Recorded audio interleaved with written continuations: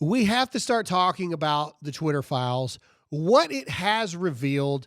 And I'm not going to read verbatim the screenshots and the emails and all of this other kind of stuff. You guys, it's very simple.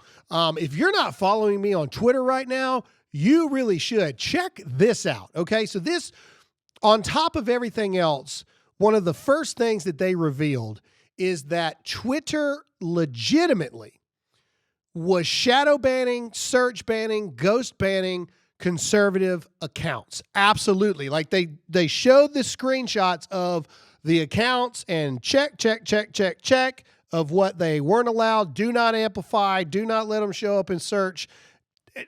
Just absolute irrefutable proof that we were right this entire time. And if you think Twitter is the only one doing it, you are a moron. And I'm sorry. I know it's a Christian show, but it's just true. Okay. Excuse me. Let me rephrase. I've been told I need to rephrase. You are acting like a moron, because apparently there's a gigantic difference between calling someone a moron and saying that they are acting like a moron. I personally think that at this point, all the evidence that's being put in front of you, if you still don't see it, that makes you a moron. But I'm not going to call anyone a moron on this show, because that would be wrong.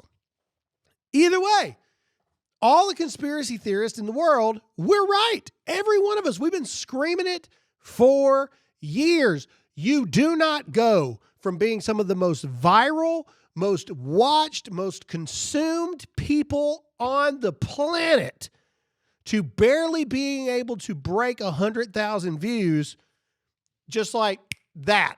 That doesn't happen, ladies and gentlemen. It doesn't happen, in the Twitter files prove it.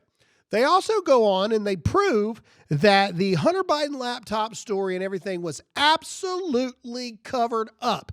And they also prove that there was people even within Twitter going, we can't do this. This is not, we can't censor this stuff. Like this is wrong. This is going to get us in all kinds of trouble. We cannot do this. Yet they did it anyway.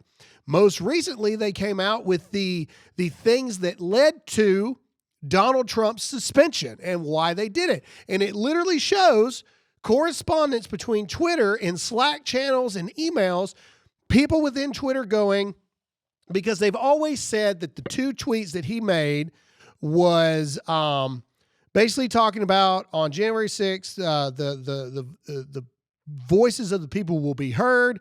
The MAGA movement is strong, and da-da-da-da. And then his last tweet, the very last tweet that Donald Trump tweeted was, I'm not going to the inauguration on the 20th.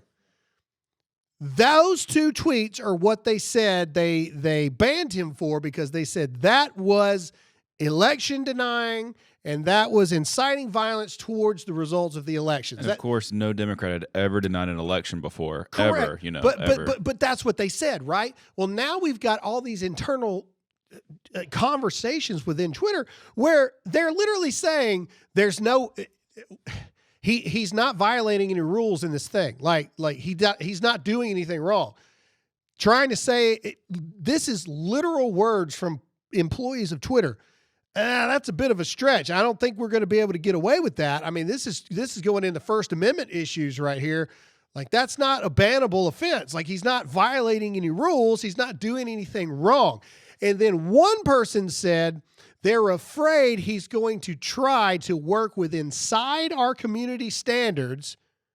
So in other words, not break any rules to get his voice across that will incite violence. So think about that for a minute.